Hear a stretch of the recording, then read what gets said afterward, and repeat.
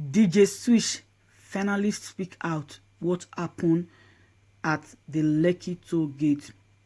All right, my people, before I continue, good morning, guys. Good afternoon, good evening, depending on wherever you are watching me from. I remain your humble girl, Anointed Lady TV. If you are new to this channel or you've been watching me, you've not subscribed, please today kindly hit that red button with a roll subscribe and put on the bell so you'll be seeing all my updates. To all my returning subscribers, thank you very much for tuning in. And to my new subscribers, I officially welcome you into this family. DJ Swish finally speak out. She said more than 15 people lost their life. Oh my God. And Sowolu said nobody died. It is well. Let's listen to her. I just want to thank everybody for the support, for the well wishes, and thank you for your prayers. Thank you for joining us in the struggle at the toll gate, for sounding the alarm, and for alerting the public. I thank you for witnessing what happened at the toll gate. Most importantly, my brothers and sisters at the toll gate. I've never met a finer set of people in my life.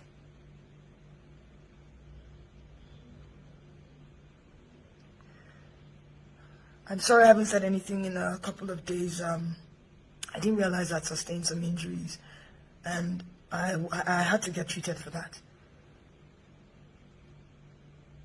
I especially want to thank a few people who, at the risk of their own safety, came out to get me as my own life was being threatened. My life was being threatened for speaking up, and thank you Obi, thank you Big N, thank you Jimmy. Thank you so much. Thank you to Heath, Breeze, Richard. Thank you, Mr. P. Thank you all for getting me out safely.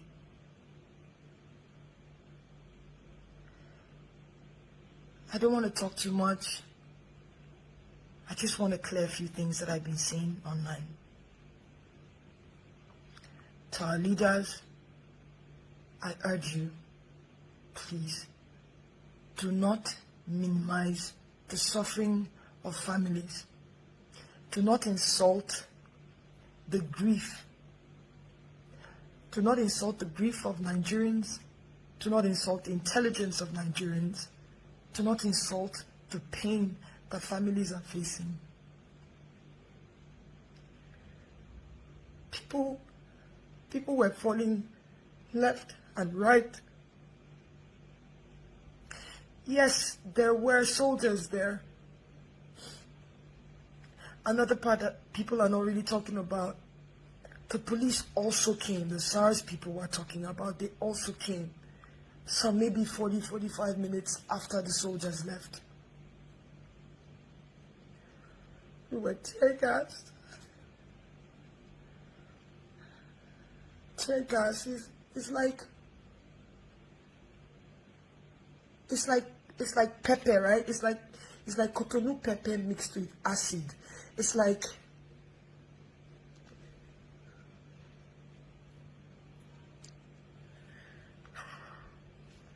we were running. This is our, what they call it, our coconut hair generation. We would run, we would come back, we would run, and the only thing we fought with was our flags. We would sit on the floor and raise our hands up, waving our flags and singing the national anthem. That's all we had. They put off the lights. Even if there's no power on a good day in that axis, there's always light at the toll gate. There was no light. The lights were off. The street lights were off. It was pitch black. I'm sorry.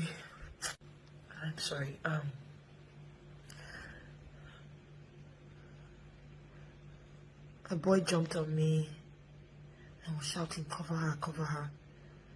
I didn't even understand why he did that. They shot that boy on my back.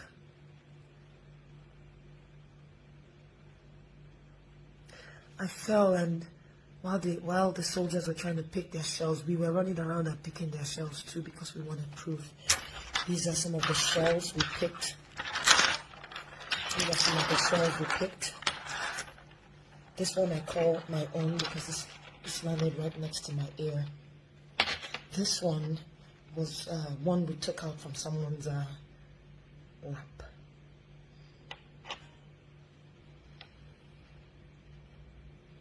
The military, they were there on Nigerian soil, killing Nigerian citizens.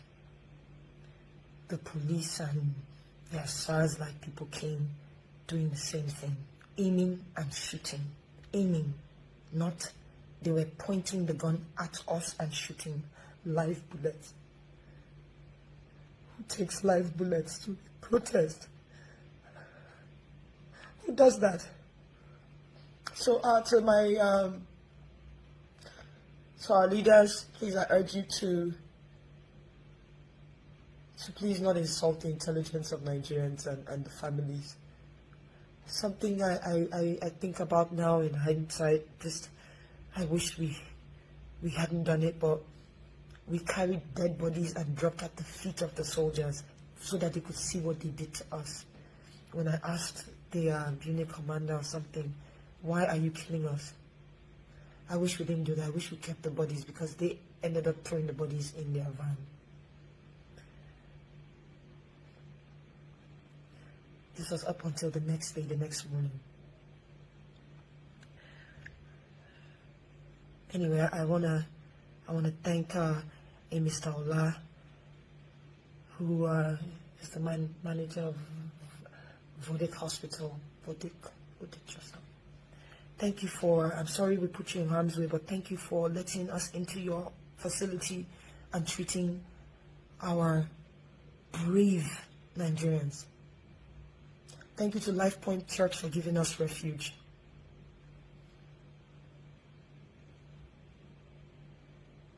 I also want to plead to the people opening fake accounts with my name.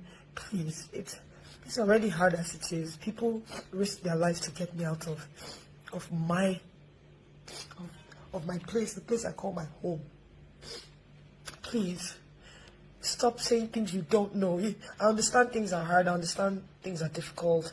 This era of social media, you wanna get followership that can help you also make some money. I understand. At least copy the truth and put. That's all I'm asking. Please.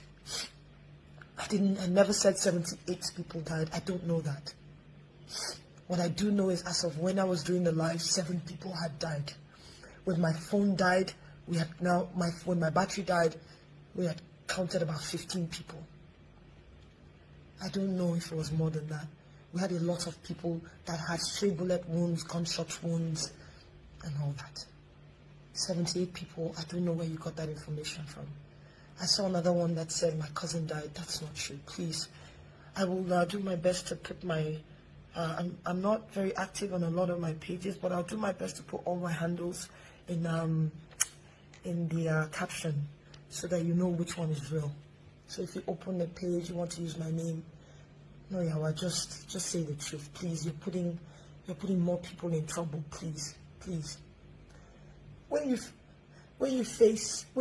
look at it, when you face the possibility that you are going to die, trust me, you'll be afraid. Please. It's easy to type.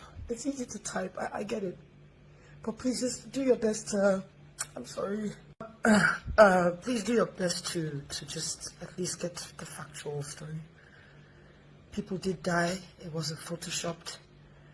I must be a tech genius to Photoshop a live feed. So that's all I want to say. So thank you all. We must continue to move. We must continue. If we stop, I fear it'll probably be the next 60 years before we talk about this again. We must continue, but we must continue peacefully. I condemn any sort of violence. I condemn the burning of buses and people's livelihood. See, let me say something to you. You may not know, but you might be burning your fellow brother or sister's workshop, but one of them that were in that protest as well. You may not know. I know we're angry, but the most powerful weapon we have is peace. Let us continue. I can't wait to come back, because I'm definitely going to continue and be back on the streets peacefully. We need accountability. That is at the heart of this matter. Accountability. People have to be brought to book. If you don't bring people to book, if you don't bring justice to families, it will continue. We must speak. Do not give up.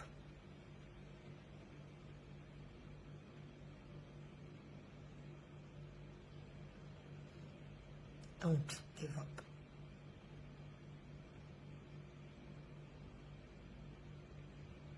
Thank you so much. Huh? I don't know if you guys like my jalabia. DJ Obi gave me this beautiful jalabia. It's actually very soft. Like it's really good. Thank you, Obi, for this. I love it. I love jalabia actually. Thank you for giving this to me. It was his dad's, and so it means a lot. It meant a lot to him, and it means a lot to me. Yeah. Thank you.